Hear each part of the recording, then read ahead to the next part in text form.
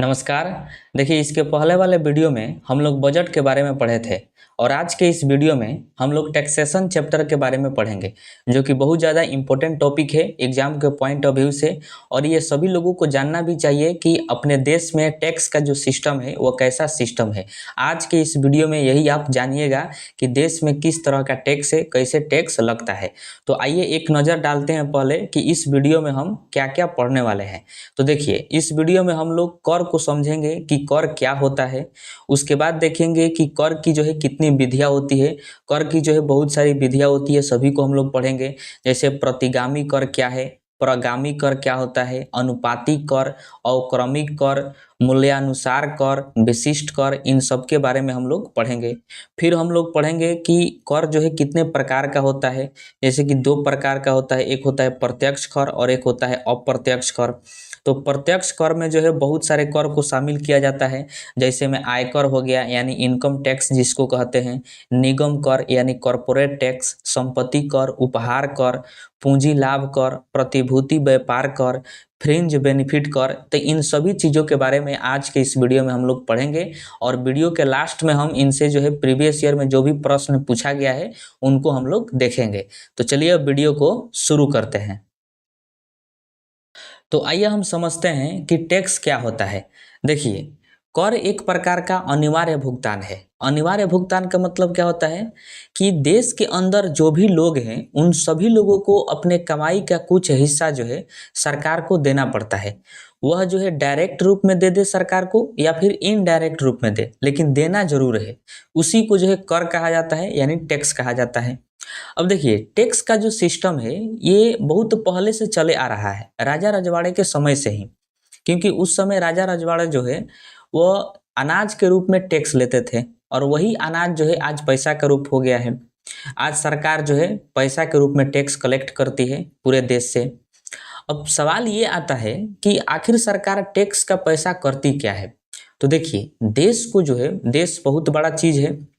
इतने बड़े देश को विकसित करने के लिए, चलाने के लिए पैसे की आवश्यकता पड़ती है और एक व्यक्ति इतने बड़े देश को कंट्रोल नहीं कर सकता और ना ही इसको अपने बलबूता पर चला सकता है। इसलिए सरकार जो है सभी लोगों की मदद लेती है, सभी लोगों से, और सभी लोगों से कुछ कुछ पैसा जो है कलेक्ट करके इतने बड़े देश को चलाती है और देश को विकसित करती है। और दूसरा कारण यह है कि देश के लिए जो भी सरकारी कर्मचारी, अधिकारी, जैसे डीएम, एसपी हो गए, कोई भी कर्मचारी हो गए, देश के जो सुरक्षा में लगे हुए हैं, सैनिक हो गए, तो ये सब जो है पूरे देश की सुरक्षा कर रहे हैं, देश को लेकर चल रहे हैं। देश का जो भी कार्य है वो सब कार्य कर रहे हैं, दिल से, लगन से कर रहे हैं। तो इनका भी अपना बाल बच्चा है, इनका भी अपना परिवार है, तो उनको चलाने के लिए सरकार जो है वेतन देती है। तो वेतन का पैसा कहाँ से लाती है? हम ही लोगों से कलेक्ट करती है, पूरे देश के लोगों से कलेक्ट करके इनको जो है वेतन के रूप में दिया जाता है। तीसरा कारण यह है कि समाज में जो पैसे की असमानता है उसको सरकार दूर करती है। जैसे समझिए कि कोई व्यक्ति है 10,000 का महीना कमा रहा है और कोई व्यक्ति है जो 10 करोड़ का महीना कमा रहा है। तो यहाँ पर देखिए कि असमानता है, एक 10,000 कमा रहा है और एक 10 करोड़ कमा रहा है। यहाँ पर असमानता हो गया। इसलिए सरकार जो है जो अधिक पैसा कमाता है उससे क्या करती है कि कुछ पैसा उसके हिस्से से ले लेती है, ताकि समाज में जो है समानता बनी रहे पैसा का। इसलिए जो है सरकार जो है टैक्स वसूलती है। ठीक है, तो टैक्स जो है सबको देना पड़ता है। सरकार की अनेक गतिविधियों को चलाने के लिए कर जो है लागू किया जाता है। कर न देना या चोरी करना कानूनन दंडनीय अपराध है। मतलब अगर आप कर नहीं देंगे या फिर कर की चोरी करते हैं तो ये एक अपराध माना जाएगा और आप पर जो है कानूनी कार्रवाई भी किया जा सकता है। देखिए, कर की कई विधियां हैं। विधियां का मतलब होता है कि सरकार किन किन तरीकों से हम लोगों से कर वसूलती है, उसी तरीका को जो है विधि कहा जाता है। बहुत सारा विधि है, जैसे प्रतिगामी कर विधि, प्रगामी कर, अनुपातिक कर, अवक्रमिक कर, मूल्यानुसार कर, विशिष्ट कर। इनसे जो है प्रश्न भर भर के पूछा जाता है। तो इन सभी को हम एक एक करके पढ़ते हैं। तो आइए हम सबसे पहले समझते हैं प्रतिगामी कर, जिसको रिग्रेसिव टैक्स के रूप में जाना जाता है। देखिए, इस विधि में अमीर वर्ग का टैक्स कम एवं गरीब वर्ग का टैक्स जो है ज़्यादा लगता है। प्रतिगामी कर जो है इसमें जितना आप गरीब रहिएगा उतना ही आपको अधिक टैक्स देना पड़ेगा और जितना आप अमीर रहिएगा उतना ही आपको कम टैक्स देना पड़ेगा। उसी को रिग्रेसिव टैक्स कहते हैं। मतलब जैसे जैसे आप कमाइएगा, जैसे जैसे आपका आमदनी बढ़ेगा, उतना ही आपका टैक्स परसेंटेज जो है कम हो जाएगा, यानी कम टैक्स देना पड़ेगा। और जितना आप गरीब रहिएगा, जितने कम आपके पास पैसा रहेगा, उतना ही आपको जो है टैक्स परसेंटेज देना पड़ेगा, मतलब अधिक टैक्स देना पड़ेगा। जैसे इसको आप इस ग्राफ से समझिए, वाई एक्सिस पर जो है कर का परसेंटेज दिया है और एक्स एक्सिस पर आय दिया है, यानी आमदनी दिया है। तो देखिए कोई व्यक्ति है, मान लीजिए कि वो 10 लाख रुपया कमा रहा है, जैसे ग्राफ में है, तो उसको जो है 30% टैक्स भरना पड़ रहा है। अब उसका आमदनी जो है बढ़ गया, यानी 10 लाख से अब वो 20 लाख रुपया कमा रहा है, तो उसका टैक्स परसेंटेज देखिए कि घट गया। जैसे ही इसकी आमदनी बढ़ा तो टैक्स परसेंटेज जो है घट गया, वो हो गया 20%। जब वो 30 लाख रुपया कमाने लगा और अधिक कमाने लगा, तो उसका परसेंटेज जो टैक्स का है और घट गया, यानी 10% हो गया। इस तरह जो है ये इसी को प्रतिगामी कर यानी रिग्रेसिव टैक्स के रूप में जाना जाता है। जितना आप अधिक कमाइएगा, किसी भी व्यक्ति का आमदनी जितना अधिक बढ़ेगा, उसका टैक्स जो है उतना ही कम हो जाएगा, परसेंटेज उसका उतना ही कम हो जाएगा। और जितना जो गरीब रहेगा उसका परसेंटेज उतना ही बढ़ता चला जाएगा। अब बताइए कि क्या यह किसी देश में इसको लागू किया जा सकता है? तो नहीं किया जाएगा, क्योंकि रिग्रेसिव टैक्स में जो भी जितना अमीर होगा वो उतना ही कम टैक्स भरेगा, और जो जितना गरीब होगा वो उतना ही अधिक टैक्स भरेगा। इससे जो है ये गरीबों के लिए घातक साबित होता है, इसलिए यह किसी भी देश में लागू नहीं किया जाता है।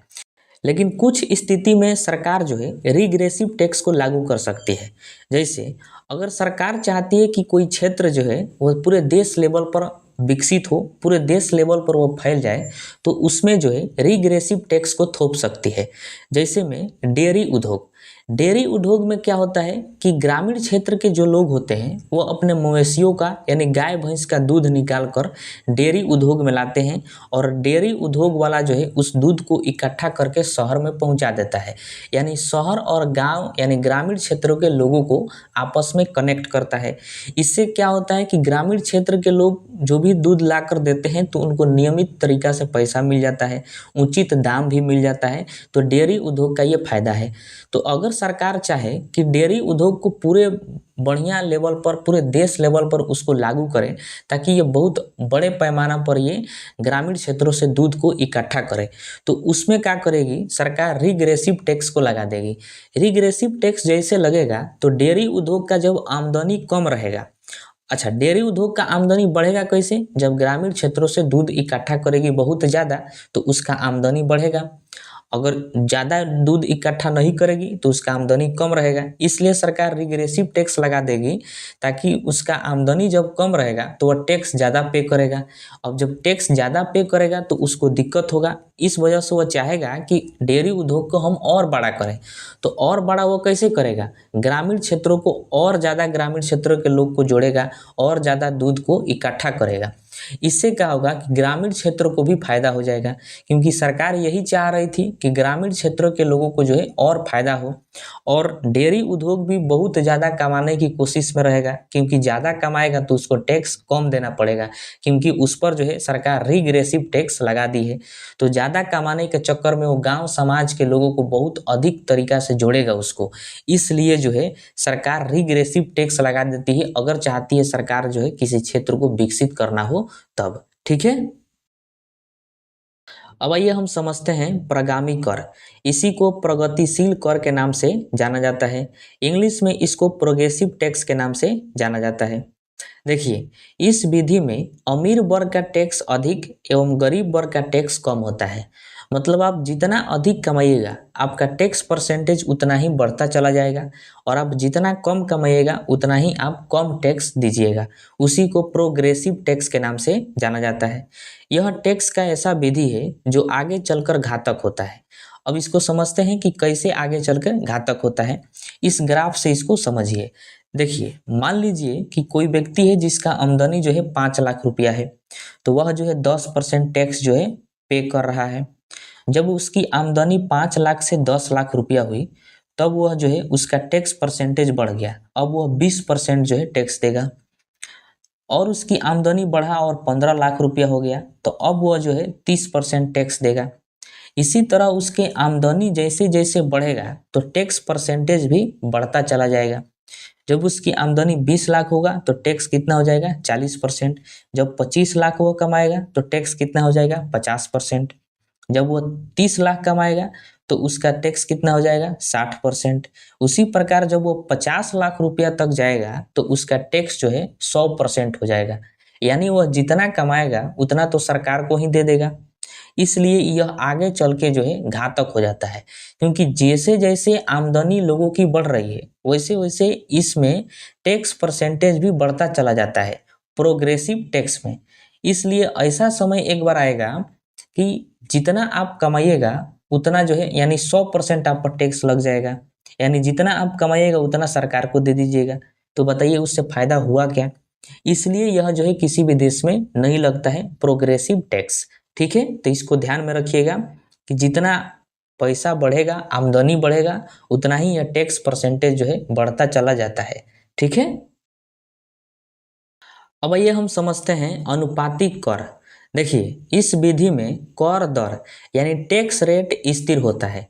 स्थिर रहने का मतलब एक स्थान पर फिक्स हो जाएगा टैक्स रेट, और आप कितना भी कमाइए आपको उतना ही परसेंटेज देना है। वो परसेंटेज ना बढ़ेगा और ना ही घटेगा। यानी आय में परिवर्तन से टैक्स रेट में कोई परिवर्तन नहीं होता है। आप कितनों कमाइए टैक्स जो है फिक्स है।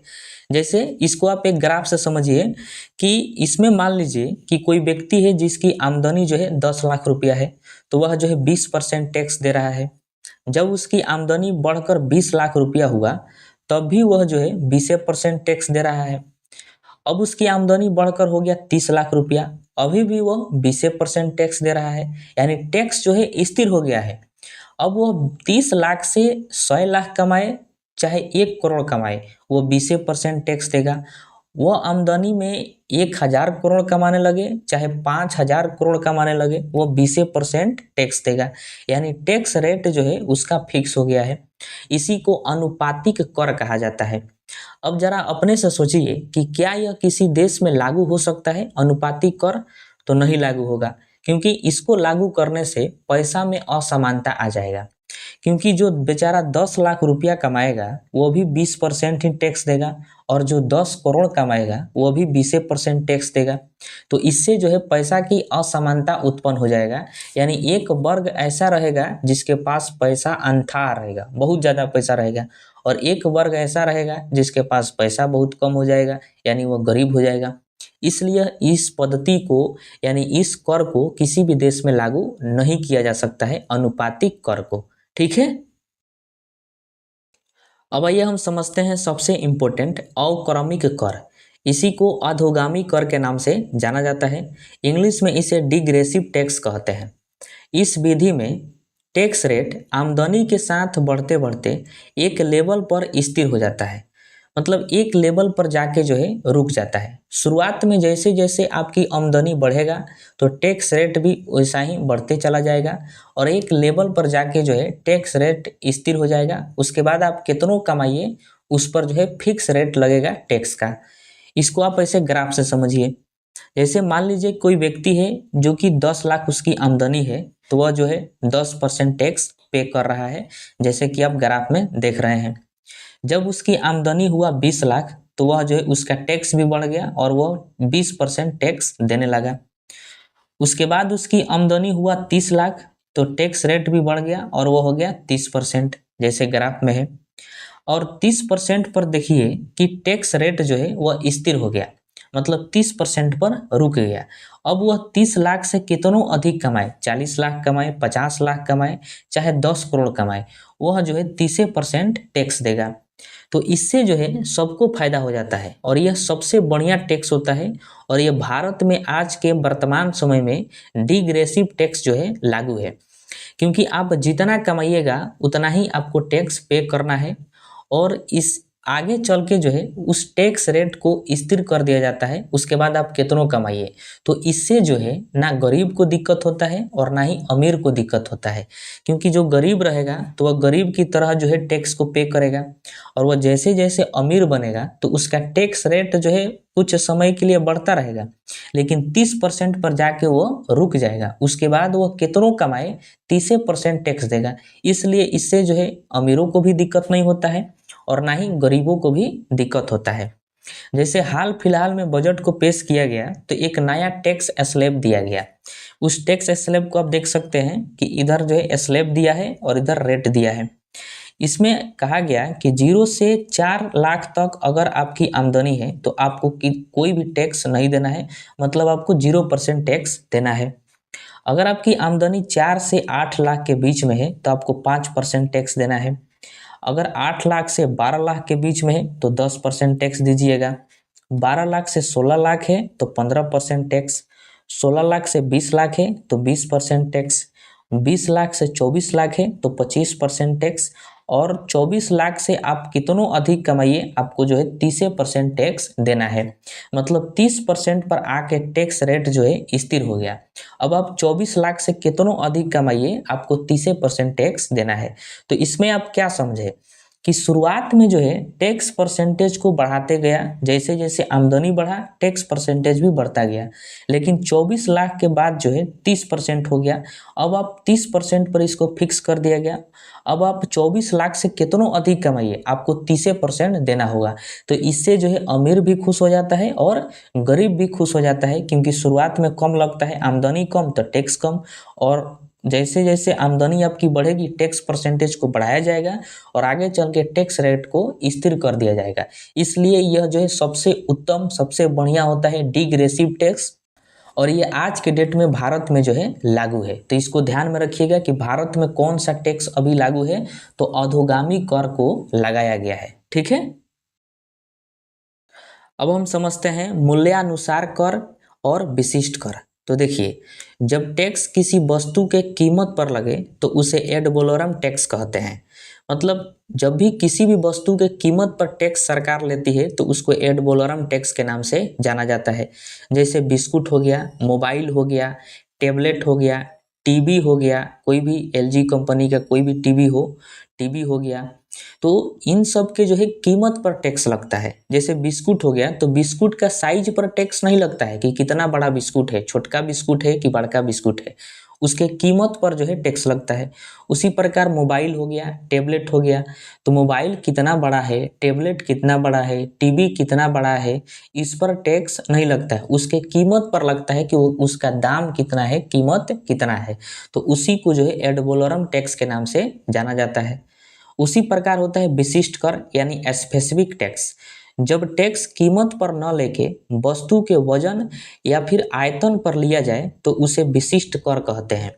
मतलब जब वजन पर और आयतन पर लिया जाता है, जैसे पेट्रोल हो गया, तो बताइए पेट्रोल पर जो टैक्स लिया जाता है तो क्या इस आधार पर लिया जाता है कि पेट्रोल को गिराएंगे तो कितना दूर में छितराएगा, इस पर नहीं लिया जाता, उसके आयतन पर लिया जाता है कि आप 1 लीटर पेट्रोल लेते हैं कि 500 लीटर पेट्रोल लेते हैं, तो उस आयतन पर टैक्स लिया जाता है तो उसको विशिष्ट कर कहते हैं।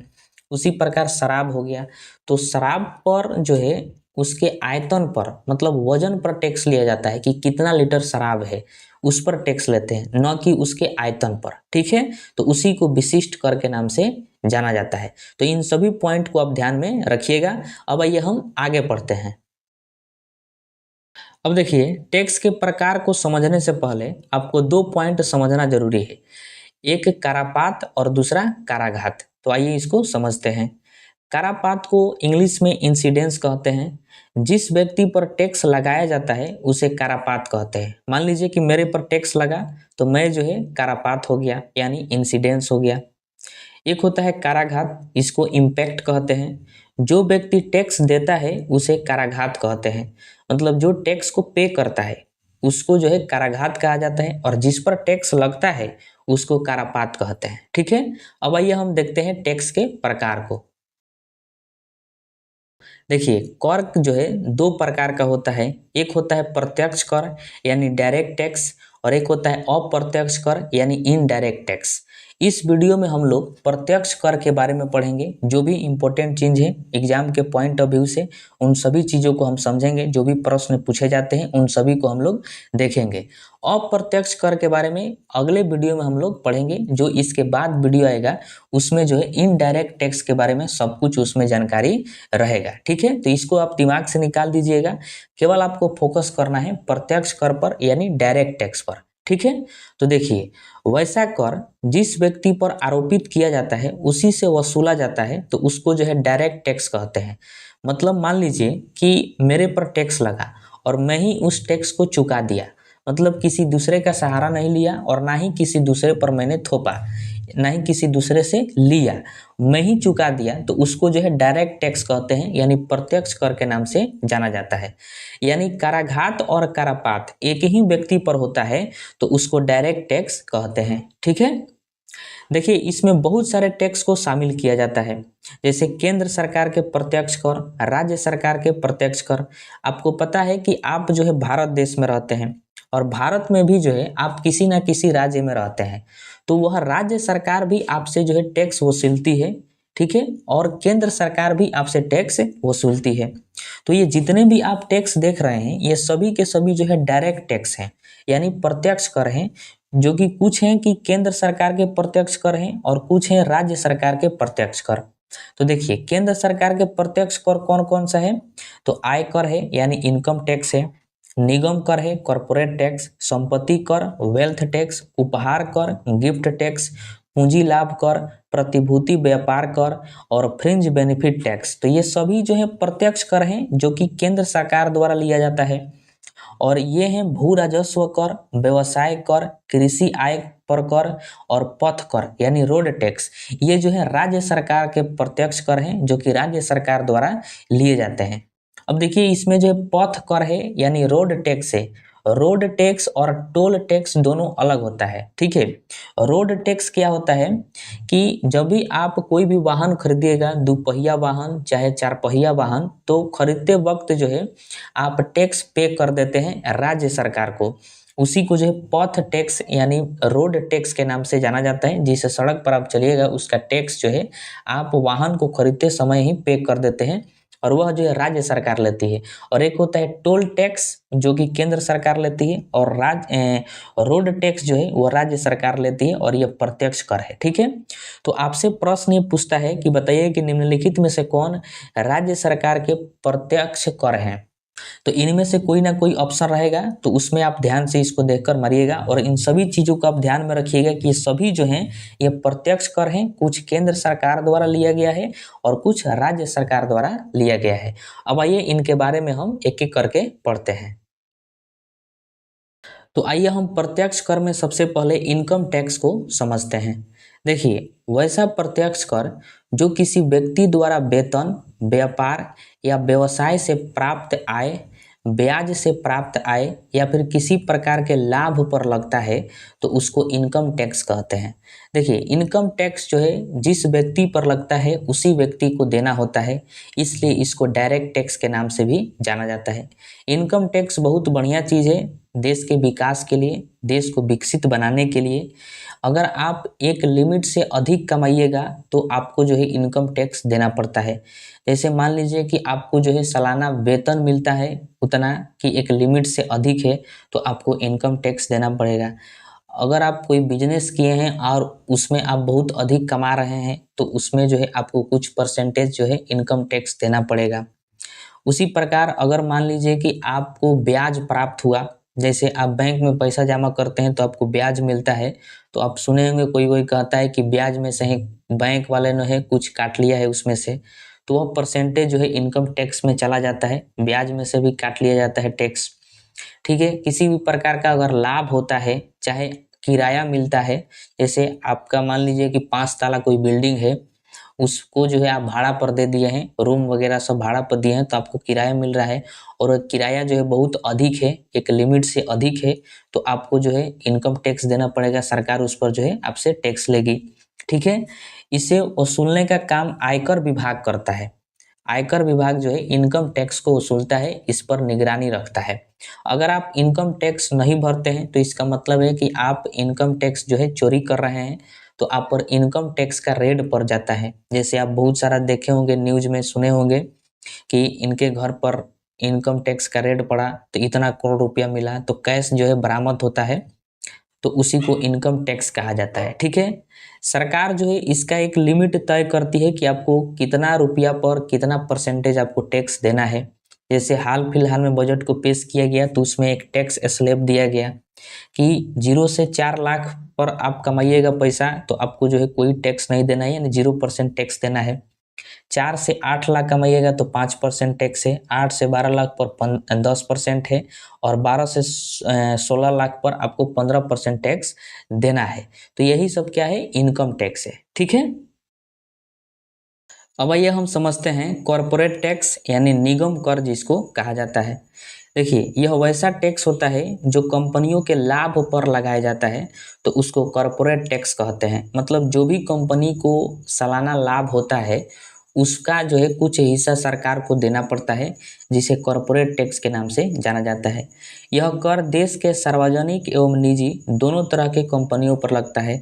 मतलब कोई सरकारी कंपनी है वो भी कॉरपोरेट टैक्स देती है, और कोई प्राइवेट कंपनी है उस पर भी जो है कॉरपोरेट टैक्स लगता है। यह कर केवल केंद्र सरकार रखती है, मतलब राज्य सरकार इसको वसूल नहीं सकती है, केवल और केवल केंद्र सरकार ही कॉरपोरेट टैक्स लगा सकती है। कंपनियों को अपने मुनाफे का 25% देना पड़ता है। देखिए, कंपनी को जितना मुनाफा होता है उसका 25% जो है सरकार को देना होता है, जिसको कॉरपोरेट टैक्स के नाम से जाना जाता है। मान लीजिए कोई कंपनी है, उसको सालाना 100 रुपया मुनाफा हुआ, मतलब 100 रुपया का उसको लाभ हुआ, तो उस 100 रुपया का 25% यानी 100 रुपया में से 25 रुपया जो है सरकार को दे देगी टैक्स के रूप में, जिसे कॉरपोरेट टैक्स के नाम से जाना जाता है। यह केंद्र सरकार के राजस्व प्राप्ति का सबसे बड़ा स्रोत है। देखिए, आप जो है बजट में आप समझे होंगे राजस्व प्राप्ति, मतलब ये सरकार जो है, सरकार जो टैक्स के रूप में पैसा कलेक्ट करती है उसको राजस्व प्राप्ति कहते हैं। तो सरकार के पास सबसे ज़्यादा जो पैसा आता है वह निगम कर से यानी कॉरपोरेट टैक्स से आता है। यानी बड़ी बड़ी कंपनियां जो है अपने लाभ का कुछ परसेंटेज सरकार को देती है, जिससे देश जो है चलता है। जैसे एग्जांपल है टाटा हो गया, बिरला हो गया, रिलायंस कंपनी हो गया, तो ये सब जो है कॉरपोरेट टैक्स देते हैं सरकार को। ठीक है, लेकिन देखिए कि सरकार जो है कुछ कंपनियों को कई बार छूट देती है। जो कंपनी नई नई है, मतलब नई नई मार्केट में आई है और उसको लाभ हुआ है, तो उस पर सरकार छूट दे देती है कि आपसे जो है टैक्स नहीं लिया जाएगा। पहले ऐसा करती थी, लेकिन फिर देखी कि जब इनसे हम टैक्स नहीं ले रहे हैं तो राजस्व को घाटा हो रहा है, क्योंकि राजस्व प्राप्ति का सबसे बड़ा स्रोत जो है वो कॉरपोरेट टैक्स है। अगर यही नहीं लिया जाए तो देश तो जो पीछे चला जाएगा, और नई नई जो कंपनी है उनको भी बचाना जरूरी है। इसलिए सरकार जो है कहीं कुछ छूट दे दी जो नई नई कंपनी है उनको, उनसे कही कि बाकी जितने भी कंपनी है, पुरानी कंपनियां हैं, उनसे 25% टैक्स लिया जाता है, लेकिन जो नई कंपनी है उनके लाभ पर जो है 15% ही टैक्स लिया जाएगा। यानी कुछ परसेंट जो है छूट दिया जाएगा, यानी 10% आपको छूट दे दिया जाएगा। उसी को जो है मिनिमम अल्टरनेटिव टैक्स कहते हैं। यानी कुछ कंपनियों को सरकार जो है कॉरपोरेट टैक्स में छूट देती है, बाकी जो कंपनी है 25% टैक्स देती है अपने लाभ का, और कुछ कंपनी ऐसी है जो अपने लाभ का 15% टैक्स देती है, और यह उसी कंपनी पर लगता है जो नई नई कंपनी है, जिसको मिनिमम अल्टरनेटिव टैक्स यानी मैट के नाम से जाना जाता है। तो इसको ध्यान में रखिएगा कि कुछ कंपनियों को सरकार कॉरपोरेट टैक्स में छूट देती है, यानी 15% ही उनको देना होता है। बाकी जो कंपनी है उनको 25% टैक्स देना होता है कॉरपोरेट टैक्स के रूप में। ठीक है, अगला है संपत्ति कर यानी वेल्थ टैक्स। संपत्ति से प्राप्त लाभ पर लिया गया टैक्स संपत्ति कर कहलाता है। यह शुद्ध संपत्ति पर लगता है। शुद्ध संपत्ति का मतलब क्या हुआ कि आपका सभी देनदारी हटा दिया जाए, उसके बाद जो संपत्ति बचता है तो उसको जो है शुद्ध संपत्ति कहा जाता है। उसी पर जो है संपत्ति कर यानी वेल्थ टैक्स लगता था।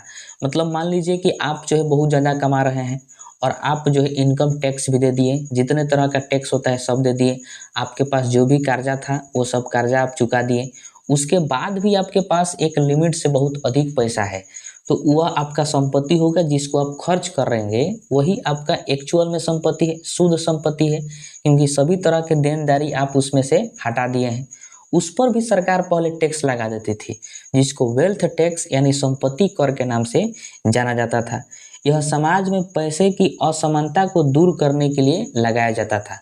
मतलब कहा जाता था कि पैसे की जो है समानता रहनी चाहिए, असमानता को दूर कर देना है, इसलिए सरकार पहले संपत्ति कर भी लगाती थी।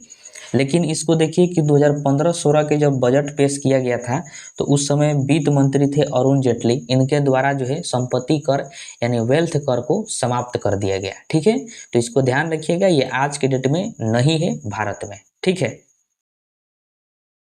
अब हम देखते हैं अगला प्रत्यक्ष कर, उपहार कर यानी गिफ्ट टैक्स। देखिए, जब किसी व्यक्ति को बिना किसी प्रतिफल के 50,000 से अधिक का उपहार मिलता है यानी गिफ्ट मिलता है, तो उस पर जो है सरकार को टैक्स देना पड़ता है, जिसको गिफ्ट टैक्स यानी उपहार कर के नाम से जाना जाता है।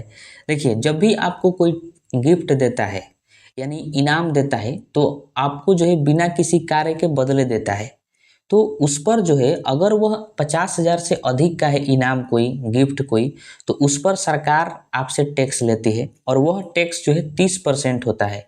इसको ध्यान में रखिएगा।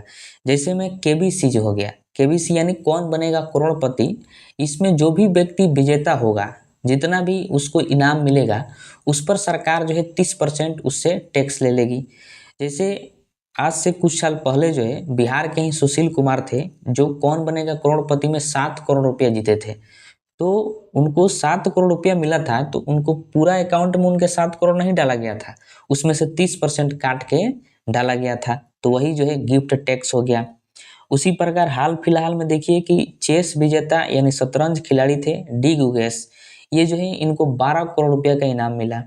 तो 12 करोड़ रुपया उनका नहीं हो गया, उसमें से 30% जो है सरकार टैक्स के रूप में ले ली। ठीक है, तो कोई भी गिफ्ट या फिर इनाम मिलता है, तो वह सरकार जो है उसमें से 30% रख लेती है। इसका सबसे बड़ा कारण है कि एक तो देश का इससे विकास किया जाएगा, पहला। दूसरा है कि पैसे की असमानता को दूर किया जा सकता है, और तीसरा, इससे महंगाई भी कंट्रोल किया जा सकता है। जैसे अगर मान लीजिए कि किसी को लॉटरी लग गया 1 करोड़ रुपया का, अब वह पैसा जो है वह गिफ्ट के रूप में आया, उसके इनाम के रूप में आया, तो उसका वो इज्जत करेगा नहीं, जितना मन उतना उसको वह खर्च करता रहेगा, अगर उस पर टैक्स न लिया जाए। तब की बात मैं बता रहा हूँ आपको। तो अगर मान लीजिए कि वो पेड़ा खरीदने गया, तो पेड़ा का दाम मान लीजिए दुकानदार बढ़ा चढ़ा कर बोल दिया, क्योंकि कोई भी दुकानदार बढ़ा चढ़ा कर बोलता है, तो मान लीजिए बोल दिया 500 रुपये केजी है पेड़ा, तो वह मोल भाव नहीं करेगा, क्योंकि उसके पास पैसा बहुत ज़्यादा है, और वह ऐसा पैसा है जो उसके बिना मेहनत का पैसा है, तो इसलिए वो मोल भाव नहीं करेगा। वो दुकानदार जितना में कहेगा उतने में ले लेगा। अब वो दुकानदार जान जाएगा कि हम जितना में बेच कह रहे हैं उतना ही में लोग ले रहे हैं, इसका मतलब आप हमको और दाम बढ़ा देना चाहिए, तो 500 से अब 600 कर देगा।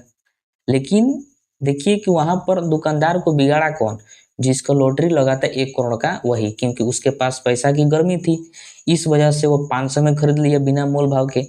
अब वो 600 में बेचेगा, इससे जो है पेड़ा का दाम बढ़ गया। इसी तरह हर चीज को रिलेट करके देख सकते हैं कि हर चीज का दाम बढ़ जाता है। यानी आपको जब फोकट में पैसा मिलता है, तो आप उसका इज्जत यानी वैल्यू उसका नहीं करते हैं, आप जब जितना मन उतना खर्च करते हैं, कहीं भी कितना भी, इसलिए महंगाई भी बढ़ जाता है। तो इसलिए इस पर सरकार टैक्स लगा देती है, ताकि महंगाई भी इससे क्या रहे, कंट्रोल में रहे। ठीक है, तो इसको ध्यान में रखिएगा। अब हम समझते हैं पूंजी लाभ कर यानी कैपिटल गेन टैक्स। देखिए, जब कोई अपना वित्तीय परिसंपत्ति जैसे में भूमि, भवन या फिर शेयर, इनको जो है लागत से अधिक मूल्य पर बेचता है। लागत से अधिक मूल्य का मतलब जितना में वो खरीदा है, जितना में वो बनाया है, जितना खर्च लगा है, उससे अधिक दाम में जब बेचता है, तो उसको लागत से अधिक मूल्य पर कहते हैं। उसी पर जो है सरकार टैक्स लेती है, जिसको पूंजी लाभ कर यानी कैपिटल गेन टैक्स के नाम से जाना जाता है। जैसे मान लीजिए कि आज से 5 साल पहले आप 10 काठा जमीन खरीदे थे 10 लाख रुपया में, ठीक है, और आज उसको आप बेचना चाहते हैं, तो आप उसको 20 लाख रुपया में आज बेच रहे हैं। तो 10 लाख में खरीदे थे और 20 लाख में बेच रहे हैं, इसका मतलब आपको 10 लाख रुपया जो है लाभ हो रहा है। तो उसी 10 लाख रुपया पर सरकार आपसे टैक्स लेगी, जिसको पूंजी लाभ कर कहते हैं। उसी प्रकार मान लीजिए कि भवन है, भवन आप एक बनाएं जिसमें 50 लाख रुपया आपका खर्च हुआ और आप उसको चाह रहे हैं कि उस भवन को बेच दें, उस घर को बेच दें। तो 50 लाख लगाए हैं, तो क्या आप उसको 50 लाख में बेच दीजिएगा? नहीं बेचेंगे, क्योंकि आप उसको अधिक में बेचिएगा। तो मान लीजिए आप उसको 70 लाख में बेच दिए, तो आपको कितना लाभ हुआ? 20 लाख रुपया लाभ हुआ, क्योंकि 50 लाख खर्चा लगा था और 70 लाख में बेचा गया, तो 20 लाख लाभ हुआ। इसी 20 लाख पर सरकार आपसे टैक्स लेगी, जिसे पूंजी लाभ कर के नाम से जाना जाता है। और यह टैक्स जो है 10% होता है। जैसे 50 लाख में बनाकर आप 70 लाख में भवन को बेचें, तो 20 लाख रुपया आपको लाभ हुआ, तो 20 लाख का जो है 10% सरकार आपसे ले लेगी, यानी 2 लाख रुपया आपसे सरकार ले लेगी। इसी को पूंजी लाभ कर के नाम से जाना जाता है। उसी प्रकार शेयर हो गया, कोई आप शेयर खरीदे, 4-5 साल रुक गए और उस शेयर में आपको बहुत ज़्यादा जो है लाभ हो गया, तो उसी लाभ पर सरकार आपसे 10% ले लेगी, जिसे पूंजी लाभ कर यानी कैपिटल गेन टैक्स के नाम से जाना जाता है। ठीक है, तो इन सभी चीज़ों को ध्यान में रखिएगा। अगला है प्रतिभूति व्यापार कर, जिसको सिक्योरिटी ट्रांससेशन टैक्स यानी STT के नाम से जाना जाता है। यह ऐसा कर है जो सरकार द्वारा stock exchange, share, bond, mutual fund इत्यादि के खरीद बिक्री पर लगाया जाता है, जिसको प्रतिभूति व्यापार कर कहते हैं। देखिए, स्टॉक एक्सचेंज हो गया, ये सब खरीदने बेचने वाला सब चीज़ है। शेयर हो गया, बॉन्ड हो गया, म्यूचुअल फंड हो गया। इन सब के बारे में किसी अगले वीडियो में हम लोग विस्तार से बात करेंगे कि ये सब होता क्या है। फिलहाल आप इतना समझिए कि जब इसका खरीद बिक्री किया जाता है, तो जो लाभ होता है उस पर जो है सरकार टैक्स लेती है, जिसको प्रतिभूति व्यापार कर के नाम से जाना जाता है। ठीक है, इसकी शुरुआत जो है 1 अक्टूबर 2004 से हुई थी। वेरी वेरी इंपॉर्टेंट है, ध्यान रखिएगा कि प्रतिभूति व्यापार कर की शुरुआत कब हुई थी, तो 2004 से हुई थी। और यह जो है बहुत कम लगता है, मतलब इसमें सरकार बहुत कम परसेंटेज लेती है, बहुत ही कम। ठीक है, और सबसे लास्ट है फ्रिंज लाभ कर यानी फ्रिंज बेनिफिट टैक्स। देखिए, जब किसी कर्मचारी, अधिकारी इन सब को वेतन के अलावा, मतलब इन सब को तो सरकार वेतन भी देती है, और वेतन के अलावा जो सुविधा मिलती थी, जैसे में रहने के लिए आवास, जैसे कोई भी नेता हो गया तो उसको रहने के लिए आवास दिया जाता है, उपहार, मनोरंजन, यातायात सुविधा, फ़ोन हो गया, मतलब टेलीविज़न, कॉलिंग की सुविधा, फ्री कॉलिंग की सुविधा, स्वास्थ्य सुविधा इत्यादि, इन सब की जो सुविधा पहले दी जाती थी, उन सुविधा पर जो है सरकार टैक्स लेती थी। देखिए, कैसी विडंबना है, सरकार ही ये सब सुविधा देती थी और सरकार ही इस पर जो है टैक्स लगा देती थी, ताकि कोई भी सरकारी कर्मचारी या अधिकारी जो है ज़्यादा उड़े नहीं, इसलिए टैक्स लगा देती थी। तो उसको जो है फ्रिंज लाभ कर कहा जाता था। जैसे DM हो गए, तो DM को जो है रहने के लिए सरकारी आवास दिया जाता है, कॉलिंग फ्री की सुविधा दिया जाता है, फ्री में बात कर सकते हैं, स्वास्थ्य सुविधा दिया जाता है, उनको जो है मनोरंजन की सुविधा दिया जाता है, यातायात की सुविधा दिया जाता है, सब तरह की सुविधा दिया जाता है। तो पहले इस पर भी टैक्स लिया जाता था, सरकार ये सब सुविधा देती थी और फिर इस पर जो है टैक्स भी लेती थी। इसलिए इस टैक्स को जो है 2009 में बंद कर दिया गया, क्योंकि सरकार ही ये सब सुविधा दे रही है और सरकार ही इस पर टैक्स लगा रही है, तो इससे अच्छा है कि सुविधा कम कर दो। इसलिए जो है 2009 में फ्रिंज लाभ कर यानी फ्रिंज बेनिफिट टैक्स को समाप्त कर दिया गया। तो इसको ध्यान में रखिएगा। ठीक है, तो हम लोग आज के इस वीडियो में प्रत्यक्ष कर के बारे में बहुत अच्छे से समझ लिए। अगले वीडियो में हम लोग अप्रत्यक्ष कर के बारे में पढ़ेंगे, जिसमें जो है GST वगैरह के बारे में पढ़ा जाता है। तो अब आइए हम इम्पोर्टेंट क्वेश्चन को देखते हैं जो एग्जाम में पूछा गया है और आगे भी इसे पूछे जाने की संभावना है। तो देखिए, पहला प्रश्न है कि निम्नलिखित प्रत्यक्ष करों में से किस कर से सरकार को अधिकतम राजस्व की प्राप्ति होती है, मतलब किस कर से सरकार को जो है अधिक टैक्स प्राप्त होता है, अधिक पैसा प्राप्त होता है। तो इसका राइट आंसर हो जाएगा ऑप्शन नंबर ए, निगम कर। यानी आप जानते हैं कॉर्पोरेट टैक्स यानी जो कंपनी के लाभ पर जो टैक्स मिलता है वह सरकार का जो है राजस्व प्राप्ति का सबसे बड़ा स्रोत है, इसी से है सबसे ज़्यादा पैसा सरकार को प्राप्त होता है। ठीक है, उसके बाद प्रश्न है कि संघ सरकार द्वारा किस कर की वसूली नहीं की जाती है। मतलब बताना है कि केंद्र सरकार जो है कौन सी कर नहीं वसूलती है इसमें से। तो देखिए निगम कर तो है सरकार, केंद्र सरकार ही लेती है। सीमा शुल्क जो है केंद्र सरकार लेती है। आयकर यानी इनकम टैक्स केंद्र सरकार ही लेती है। कृषि भूमि पर आयकर ये जो है राज्य सरकार लेती है, क्योंकि आप शुरू में ही देखे हैं कि राज्य सरकार द्वारा प्रत्यक्ष कर उसी में था कृषि भूमि पर आयकर, जो कि राज्य सरकार लेती है। ठीक है, तो इसका right answer option number B हो जाएगा। अगला प्रश्न है कि निम्नलिखित में से कौन सा कर भारत सरकार द्वारा नहीं लगाया जाता है। मतलब बताना है कि जो भी चार ऑप्शन दिया है इसमें से कौन ऐसा कर है जो भारत सरकार नहीं लगाता है। तो देखिए सेवा कर, सीमा कर और शिक्षा कर, ये तीनों जो है भारत सरकार द्वारा लगाया जाता है, यानी केंद्र सरकार लगाती है। लेकिन मार्ग कर जो है यानी पथ कर कहा जाता है इसी को, रोड टैक्स इसी को कहा जाता है, जो कि राज्य सरकार द्वारा लगाया जाता है। और जो टोल टैक्स होता है वो केंद्र सरकार द्वारा लगाया जाता है। इस पॉइंट को ध्यान में रखिएगा। ठीक है, उसके बाद है कि भारत में कृषि आय कर लगाया जा सकता है। मतलब किसके द्वारा लगाया जाता है कृषि आय पर कर। तो इसका right answer option number A हो जाएगा, राज्य सरकार द्वारा। आप पढ़ें कि यह प्रत्यक्ष कर है और राज्य सरकार द्वारा जो है लगाया जाता है कृषि आय पर कर, केंद्र सरकार इस पर नहीं लगाता है। ठीक है, अगला प्रश्न है कि निम्न में से प्रत्यक्ष कर कौन है। बताना है कि इसमें से कौन प्रत्यक्ष कर है। तो आप पढ़ें कि इसका right answer option number A हो जाएगा, आयकर यानी इनकम टैक्स। इनकम टैक्स जो है यह एक प्रकार का प्रत्यक्ष कर है जो केंद्र सरकार द्वारा लिया जाता है। ठीक है, उसके बाद प्रश्न है कि निगम कर का मतलब इन चारों ऑप्शन में से बताना है कि निगम कर जो है ये क्या है।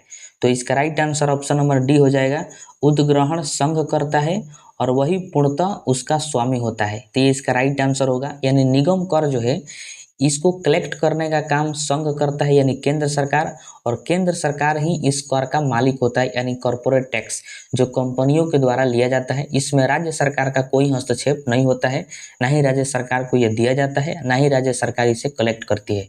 सारा काम जो है इसमें केंद्र सरकार करती है। ठीक है, तो इसको ध्यान में रखिएगा। और सबसे लास्ट प्रश्न है कि भारत में किस प्रकार की कर प्रणाली पाई जाती है। मतलब बताना है कि भारत में कौन सी कर की विधियां लगाई गई है। तो इसका राइट आंसर हो जाएगा ऑप्शन नंबर बी, अधोगामी। अधोगामी को जो है अक्रमिक कर प्रणाली कहा जाता है यानी डिग्रेसिव टैक्स कहा जाता है। तो ये जो है भारत में लगा हुआ है, तो इसका right answer option number B हो जाएगा। ठीक है, तो देखिए प्रत्यक्ष कर से जितना इम्पोर्टेंट क्वेश्चन था मैंने आपको बता दिया। जब हम अप्रत्यक्ष कर पढ़ेंगे तो उसमें जो है प्रत्यक्ष कर और अप्रत्यक्ष कर इन दोनों से रिलेटेड प्रश्न को हम देखेंगे। इसमें जो है हम बहुत सारे प्रश्न को नहीं लिए हैं क्योंकि वो अप्रत्यक्ष कर भी उसमें यूज हुआ है। तो जब हम अप्रत्यक्ष कर पढ़ लेंगे तो उसमें बहुत सारे ऑब्जेक्टिव प्रश्न को देखेंगे जो एग्जाम में पूछा गया है। ठीक है।